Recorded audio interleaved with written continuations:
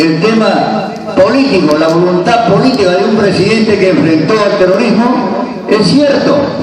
Acabo de ver un documental, Carlos, que aparece justamente que los policías son los que tejieron todo. Ahí está Benedicto Jiménez, que ahora está mal parado, ¿no? Entonces, que tejieron todo, y como que el presidente de los Fujimori no tenía nada que ver ahí. ¿Y sabe quién presenta eso? Gorriti, presidente. Entonces, es una cuestión sesgada que definitivamente pues trata de minimizar el tema central de un estadista que derrotó bajo su mando su proyecto de trabajo que hizo, que primero convirtió al soldado enemigo, que estaba considerado como un enemigo, lo convirtió en soldado amigo. O sea que el que colaboraba con la población, el que le hacía la carretera, ese era el soldado amigo. Ahí se fue ganando la población antes de la captura del Hernán Guzmán. Entonces las condiciones inclusive de pobreza se dieron inmediatamente después de la quietud que hubo en la cuestión de arreglar la cuestión económica. De un momento a otro, ¿se acuerdan del Fujichok? Nos dolió a todos, por supuesto, pero después vino una tranquilidad total, que también eso quedó sellado en el campo. En el campo organizó los comuneros, los hizo los grandes defensores, y ellos prácticamente ya se enfrentaban al terrorismo en el campo. Entonces ese proyecto que tenían ellos del campo a la ciudad se fue frustrando. Carlos, nosotros estamos encantados de tenerte acá y continúa con tu charla magistral, saludando también al ingeniero de su hospital.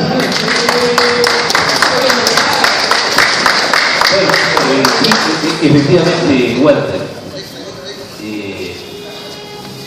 el libro, sí.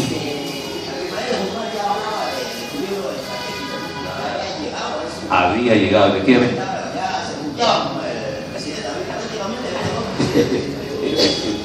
Efectivamente. Bueno, lo que dice el doctor Peñalosa es cierto. El libro de Gorriti es un muy buen libro, pero tiene tiene el ánimo de desconocer la historia, pero sistemáticamente, porque a través de todo el libro es invisible Fujimori. Lo mismo sucede con Cecilia Valenzuela y con otros periodistas de esa época. Es mezquindad y ceguera también, porque tarde o temprano los historiadores van a tener que resaltar la figura de Fujimori como el arquitecto de la paz interna. Entonces eso es evidente.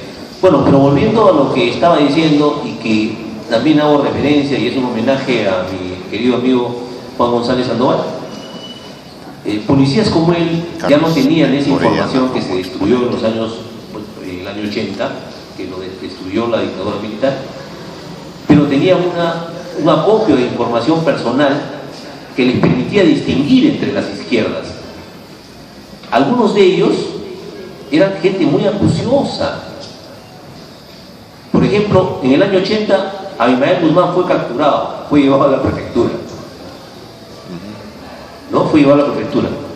Y entonces, quien lo lleva, que era un especialista en el Partido Comunista del Perú, en Patria Roja, en Bandera Roja, en Saturnino Paredes, en todos los personajes del Partido Comunista, del Partido Maoísta por antonomasia en el Perú, que conocía, o sea, son tipos que hacen una tesis sobre cada uno de estos movimientos. Lo cogió, fue a su casa, lo arrestó, lo llevó, y a Guzmán le decía, pero ¿qué cosa he hecho yo? ¿Por qué usted me detiene? En la casa del chino. Y el resto de los compañeros, policías y especialistas de inteligencia, le decía, oye, pero ¿para qué detienes a este loquito? Este no va a hacer una huelga. Este no estaba en ningún paro. Los bravos son los de la Plaza 2 de Mayo. Los del Partido Comunista Peruano, no del Partido Comunista del Perú. Porque Sendero Luminoso es, como ustedes saben, el Partido Comunista del Perú, y los moscovitas son Partido Comunista Peruano, PCP y PCP del Perú, ¿no? Se distinguen. Rusos y chinos. Entonces, ¿para qué lo coges este loquito? Este loquito habla de una serie de cosas, de la revolución, de la lucha armada. Este es un loco, ¿cuántos son 3 o 4 loquitos? Agarra tú a los otros, a eso, porque eso van a fregar. le van a hacer un paro a Belaúnde, le van a parar en la convención, en Arequipa, le van a, etcétera, etcétera. Ya lo han hecho el año 77, ¿se acuerdan ustedes del 19 de julio? Había mostrado la izquierda legal, la izquierda parlamentaria, ¿no? Había mostrado fuerza. Hugo Blanco también estaba ahí en la colada, ya era una izquierda que había, tenía como alternativa ya el Parlamento, ¿no? Y la lucha legal. Esos son los que frían, a esos tú tienes que cogerlos, no a este loquito. Y lo soltaron. Además, Abimael Guzmán encontró, parece que a creo que era un militar, nada menos, un ex marino, creo, que era amigo de su familia, ese tipo de relaciones que existen, a las que uno apela cuando estén problemas de orden policial, de orden legal, ¿no? Oye, tú conoces a tal fulanito. Bueno, Abimael Guzmán conocía a creo que era un almirante incluso, y el tipo abogó por él, y Guzmán salió, pues, ¿no? Y salió, pero él desde el año 79 ya había presidido, había roto con Patria Roja, con Bandera Roja, y dentro de Bandera Roja había roto con Saturnino Paredes, y ya había presidido un congreso en el que se había decidido la lucha armada en el país. Lógicamente, como no había documentación ni seguimiento, decía, pues estos loquitos se reúnen así como nosotros acá, y vamos a tomar el poder. No les haga caso. Todas las revoluciones han empezado así. Todas las revoluciones comunistas han empezado así. Desde la rusa, la cubana, la de Vietnam, todas. Existe una voluntad de poder, existe una inteligencia y una estrategia que son efectivas. Nosotros no podemos negar que sea efectiva. Si no fuera efectiva, si no fuera inteligente, si no fuera un gran guerrero y un gran estratega, Abimael Guzmán no hubiera pasado de 200 a 10.000, no hubiera puesto en jaque al Estado peruano. Hay que reconocer los méritos. Y por eso considerarlo como un enemigo que hay que temerle, incluso hoy. Para mí, la única agrupación, no le voy a llamar partido político, el único movimiento organizado en el Perú se llama Sendero Luminoso.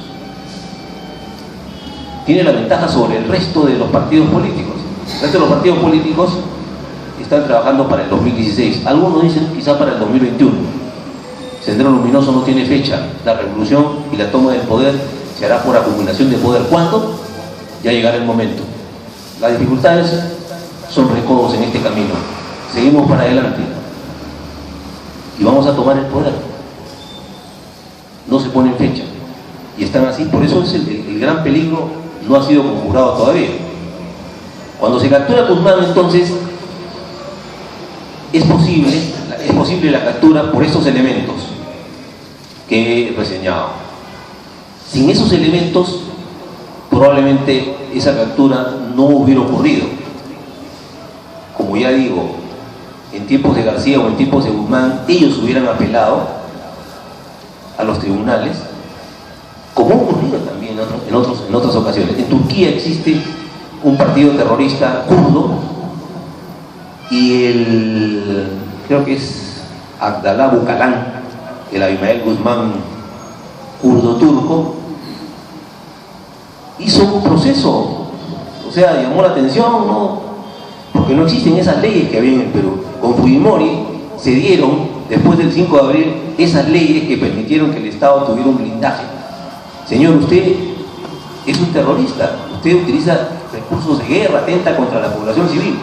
Usted va a ser juzgado en un tribunal civil, como cualquiera, no puede amedrentar a los jueces, ¿no? Un tribunal de guerra, como debe ser, con jueces sin rostro y con la máxima ley, con la ley más dura. Entonces, la captura de Abimael Guzmán se da en ese contexto. Y hay que decirle a todo aquel que quiera mentir y que diga, ya el chino estaba pescando en Iquitos, ¿qué cosa fue?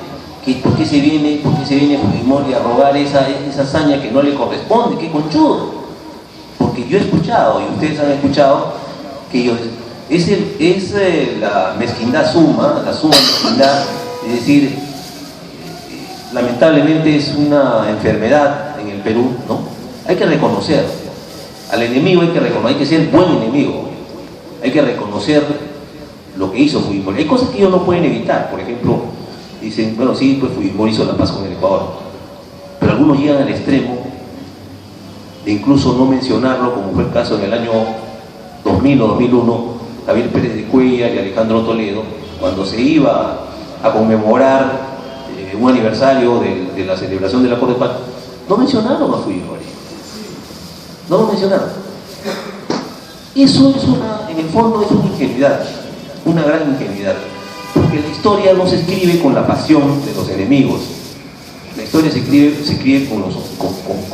objetivamente, con los hechos.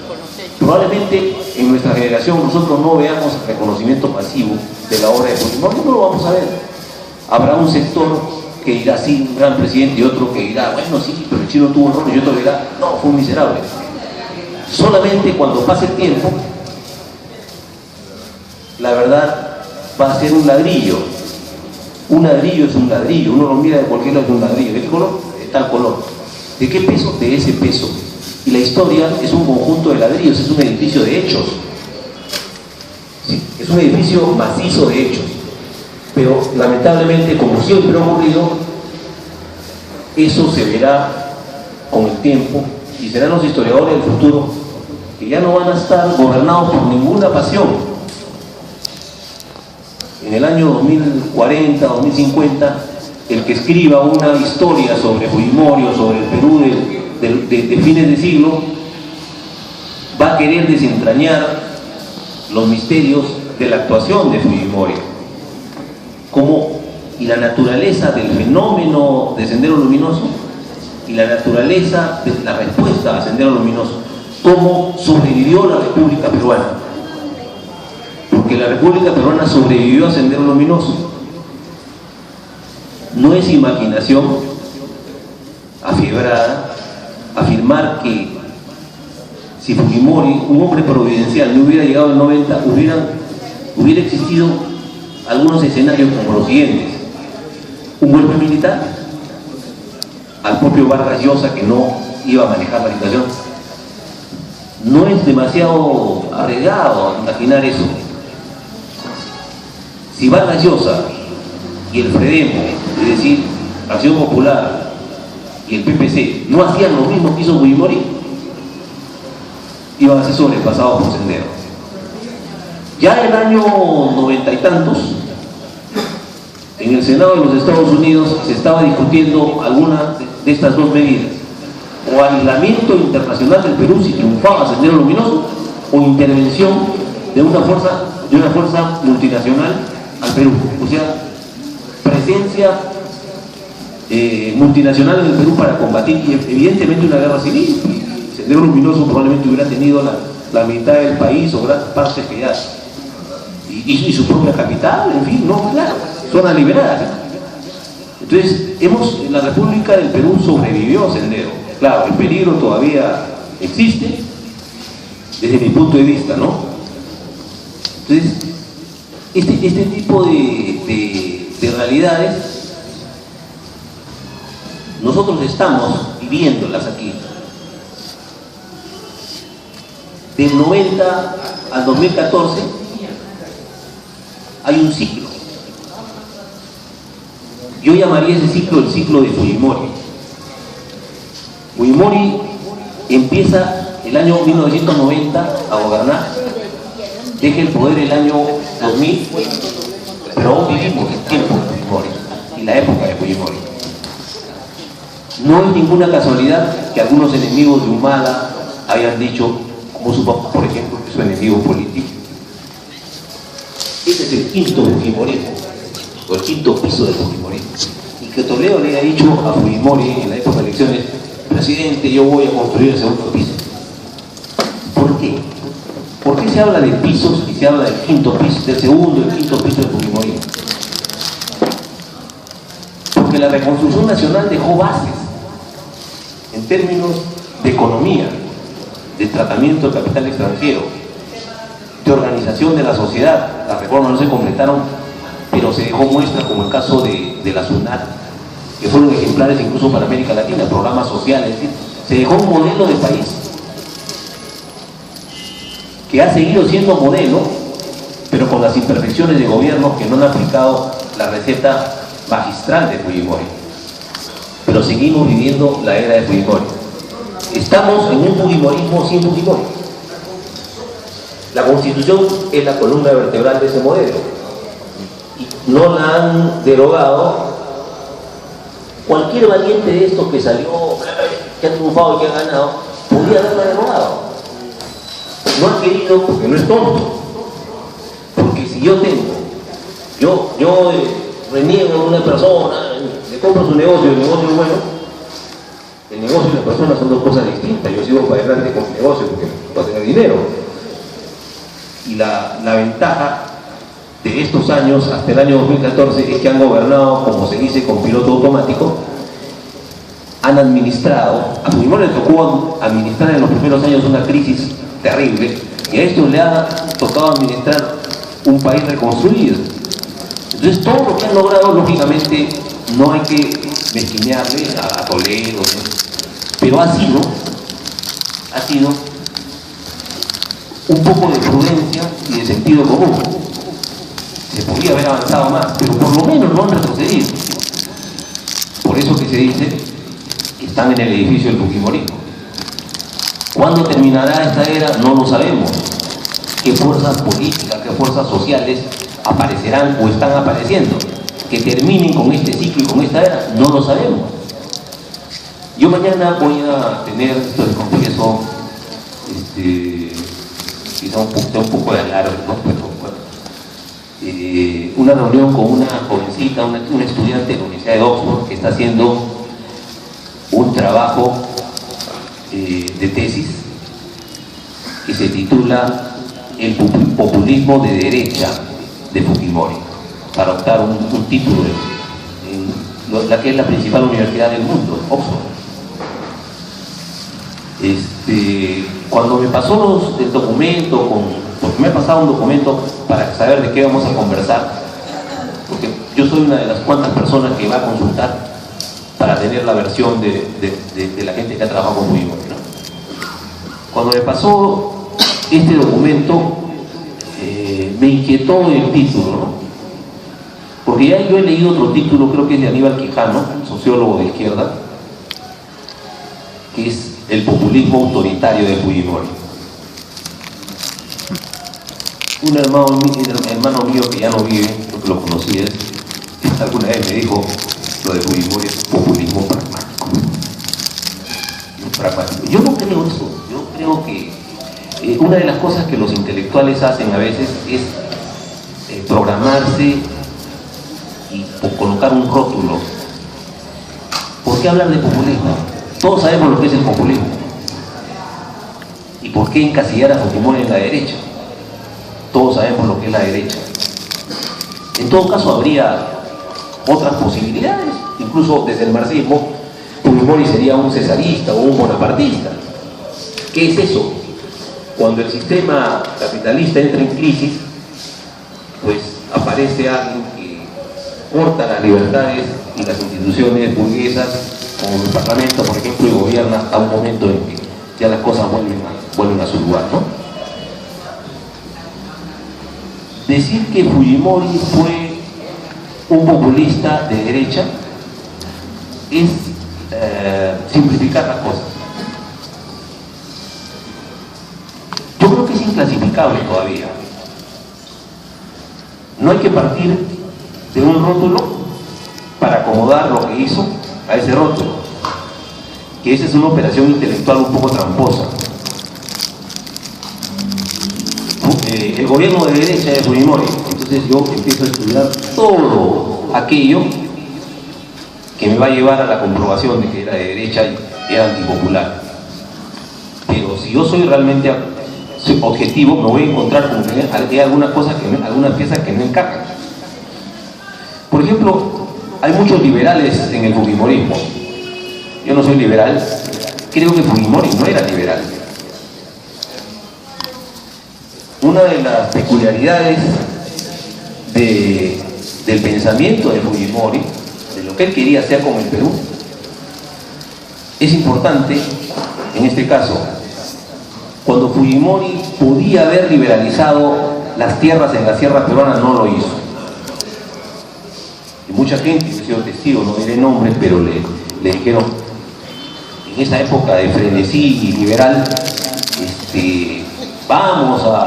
hay que liberalizar todo, ¿no? Digo, no, porque si hacemos que vendan o propiciamos que vendan los campesinos sus tierras, se van a convertir en campesinos pobres. Y eso va a ser un gran ejército para Sendero. En todo caso, primero hay que hacer que la sierra esté conectada a la economía de mercado, conectada mediante vías. Todo lo que produce y todos sus recursos y riquezas tengan un nuevo valor para entonces pensar en invitarlos a vender. Estaba defendiendo al pueblo, estaba defendiendo a los campesinos. Si hubiera sido el boliviano Sánchez de Lozada, que sí es un presidente liberal, hubiera dicho, ya, entra a la sierra y que vendan todo, ya, empiecen a comprar. Se produciría una nueva acumulación de tierras. Y si se produce una nueva acumulación de tierras, desaparecerían los minifundios, los pequeños puntos, habría concentración de tierra. Y aquí hay un hombre que no me va a desmentir, el ingeniero Chompitaz, creo, no sé si estoy hablando tonterías, pero ¿qué hubiera pasado si es que los campesinos de la Sierra Sur y de toda la sierra empiezan a vender sus pequeños puntos? ¿Alguien los compra? ¿Se lo va a comprar otro minifundista? Se lo compra un grandazo. Ese grandazo termina por convertirlo en proletario agrícola. Sería algo que iría en el camino errado de la historia, porque esa gente serían campesinos sin tierra, serían el ejército de un futuro Sendero. Que no sé lo que fue lo que hizo Fujimori. Dijo, no, un momentito, no le vamos a quitar nada a esa gente, vamos a hacerle caminos, vamos a hacerles que sus alpaquitas, y ahí está, hay un hombre que está trabajando en eso, pagan más, vamos a comprarlo, vamos a ayudarlas, sus pequeñas economías sean viables, para que podamos decir que la economía y el mercado funciona, porque la economía no tiene por qué funcionar solamente para la costa. Eso ha ocurrido muchas veces, y Fujimori no es Leguía, Fujimori no es Odría, porque ellos sí crearon prosperidad en la costa durante sus respectivos gobiernos y periodos de historia. Ellos sí crearon una prosperidad falaz. El resto del país estaba olvidado, pero la costa florecía, y muchas veces ha florecido. Pero somos un país que tiene costa, sierra y selva. No podemos pensar solamente en el litoral del Perú como aquel que se conecte con la modernidad y con el mercado mundial. Todo el país tiene que estar. Tenemos que una globalización interna. Todos, oportunidad para todos, economía y mercado para todos. Y por eso uno de los desvelos de Fujimori era la conexión de todos los pueblos con las grandes carreteras, de tal manera que los pequeños productores puedan sacar sus productos. Y fíjense ustedes qué curioso y qué irónico. Hoy día tenemos un héroe, hay que reconocer que tiene mérito, se llama Gastón Acurio. Y hoy día tenemos una falsa heroína que es Nadine Heredia, que ha ido a promover la quinoa. Dicho sea de paso, ha subido la quinoa. Esto me lo dijo Fujimori el domingo, no se dijo, es increíble. Es eso mismo que me dice usted. Pero Gastón Acurio tiene sus méritos. Pero yo nunca le he escuchado decir a Gastón Acurio, él suele decir, y no está equivocado, me parece una cosa muy buena, nosotros los cocineros tenemos que enfrentarnos, tenemos que vincularnos con los campesinos y tenemos que comprarles sus papas y sus productos nativos a buen precio justo. Y todo lo que dice es muy simpático, muy coherente, muy edificante, muy loable. Sin embargo, se ha olvidado, yo no sé si por mezquindad, es posible, de señalar que el hombre que quiso hacer realidad este sueño era Fujimori.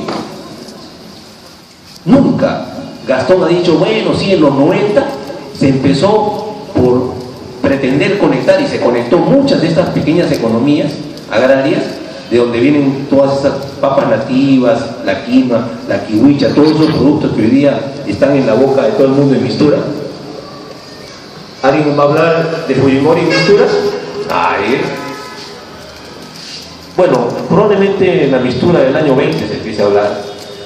A Fujimori yo tengo porque soy un gran lector de libros de historia, yo tengo la plena convicción, la fe, más que fe, convicción de que va a ser recordado como el gran presidente y el fundador del nuevo y del moderno Perú. Eso no me cabe la menor duda. Cuando las pasiones desaparezcan, cuando los enemigos o los interesados, los desplazados del poder, porque la década de los 90 fue el desplazamiento del poder de mucha gente. Yo tengo amigos del colegio que era gente de izquierda, que fueron incluso presidentes de la FUS en San Marcos, y odian a Fujimori. Un odio tremendo como el de muchas personas. Entonces yo de repente pensando, claro, si Fujimori no hubiera existido, él probablemente hubiera llegado a ser un político exitoso, porque Fujimori no le dejó campo a la izquierda. Sus reformas populares, la defensa de muchos intereses populares, prácticamente era lo que la izquierda hubiera querido tener como bandera. Es otra cosa que, por ejemplo, increíble que no se dice, que realmente, y esto me lo dijo alguna vez Juanito Cruzado, ¿no? Un dirigente fujimorista, me dijo, Fujimori le quitó banderas a la izquierda, y le ha quitado banderas. Si uno recorre el periplo de gobierno de Fujimori, hay tantas conquistas populares, la propiedad, la formalización, en fin, tantas cosas, la cartera, que son parte de plataformas de partidos de izquierda, incluso de partidos de izquierda radical. Yo creo, porque no le he preguntado algunos días, se lo voy a preguntar, si realmente estaba en la cabeza de él, no solamente hacerlo, porque Fujimori viene de una cuna pobre, y es un hombre identificado con los pobres del Perú, sino que también había una cuestión de inteligencia, es decir, hay que hacer la reforma y hay que hacer la revolución antes de la revolución. Antes de que esto venga sangrientamente, hay que hacerlo, para que no haya precisamente ese descontento y esa miseria, que sea posible el cambio de cultivo. Entonces, yo creo que ahí hay una inteligencia también, ¿no?